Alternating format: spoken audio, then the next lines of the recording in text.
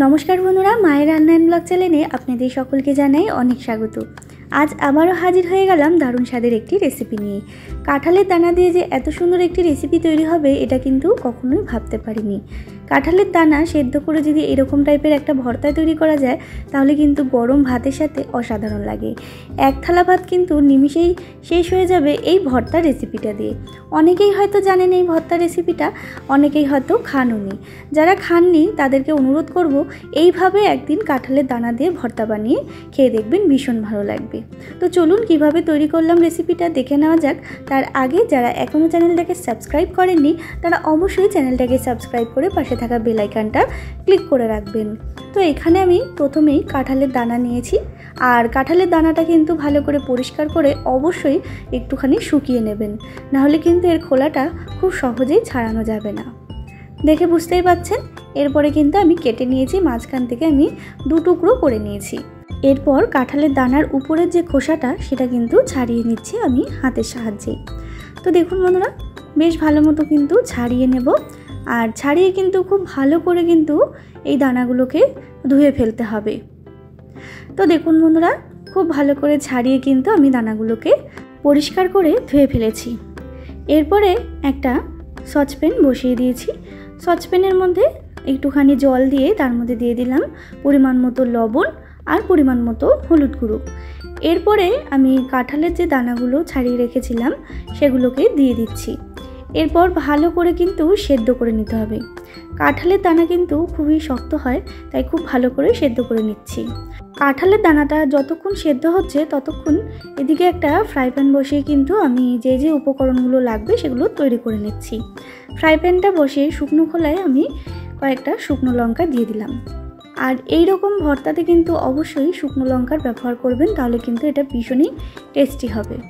তো শুকনো লঙ্কাগুলো আমি একটু পোড়া পোড়া করে ভেজে নিলাম, উঠিয়ে নিচ্ছি। তারপরে ফ্রাই প্যানের মধ্যে দিয়ে দিলাম পরিমাণ মতো সর্ষের তেল।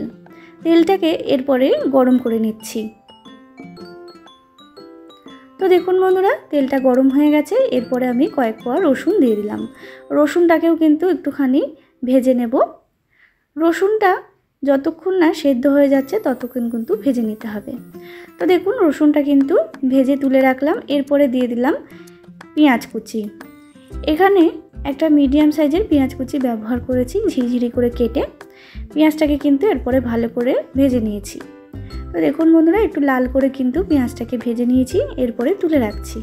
আর এদিকে কিন্তু কাঁঠালের দানাগুলোও সেদ্ধ হয়ে গেছে খুব ভালো মতো। এরপর কিন্তু আমি ঠান্ডা জলে কাঁঠালের দানাগুলোকে ধুয়ে নেব ভালো করে, আর একটুখানি ঠান্ডা করে নেব। তো দেখুন বন্ধুরা, ঠান্ডা করে নিয়েছি, আর জলও কিন্তু ঝরানো হয়ে গেছে, ভালো করে ধুয়ে পরিষ্কার করে নিয়েছি। এরপরে একটা মিক্সিং জারের মধ্যে দিয়ে দিলাম। মিক্সিং জারের মধ্যে দিয়ে ভালো করে পেস্ট করে নিলাম। আমি এখানে মিক্সিং জারের মধ্যে পেস্ট করেছি, চাইলে কিন্তু আপনারা শিলনোড়াতেও বেটে নিতে পারেন, যার যেরকম সুবিধা হবে সেরকমভাবে করে নেবেন। আর দেখুন বেশ ভালো করে পেস্ট করে নিয়েছি, একেবারে আঠা আঠা হয়ে গেছে। এইদিকে কিন্তু যা যা উপকরণ লাগবে নিয়ে নিয়েছি। প্রথমে পেঁয়াজ ভেজেছিলাম সেটা নিয়েছি, আর এখানে শুকনো লঙ্কাটা ভেজে রেখেছিলাম সেটা নিয়েছি, আর ধনেপাতা আর ভাজা রসুন, আর এখানে আবারও কিছুটা পরিমাণ পেঁয়াজ কুচি। তারপরে লবণ দিয়ে ভালো করে কিন্তু সমস্ত উপকরণ মেখে নিচ্ছি। সমস্ত উপকরণ কিন্তু খুব ভালো করে মেখে নিতে হবে। আর লবণটা কিন্তু অবশ্যই পরিমাণ মতো দেবেন, যেহেতু সেদ্ধ করার সময় লবণ দিয়েছিলেন, মানে কাঁঠালের দানা সেদ্ধ করার সময় কিন্তু লবণ দেওয়া হয়েছিল, তাই পরিমাণটা বুঝে দেবেন। তারপরে দিয়ে দিলাম আমি পরিমাণ মতো সর্ষের তেল। সর্ষের তেলটা একটু বেশি পরিমাণেই দেবেন, তাহলে তো কিন্তু বেশ ভালো লাগে। এরপর পেস্ট করা কাঁঠালের দানাগুলো দিয়ে দিতে হবে। এরপর কাঁঠালের দানাগুলো দিয়ে ভালো মতো কিন্তু মেখে নিচ্ছি সমস্ত উপকরণের সাথে। আর ভালো মতো মেখে নিলেই কিন্তু রেডি হয়ে যাবে এই ভর্তার রেসিপিটা। এইভাবে বাড়িতে একবার হলেও এই ভর্তার রেসিপিটা করে দেখবেন, ভীষণই টেস্টি হয় এই রেসিপিটা। গরম ভাতের সাথে কিন্তু অসাধারণ লাগবে। বাড়িতে যদি একবার করেন তাহলে কিন্তু বারবার খেতে মন চাইবে।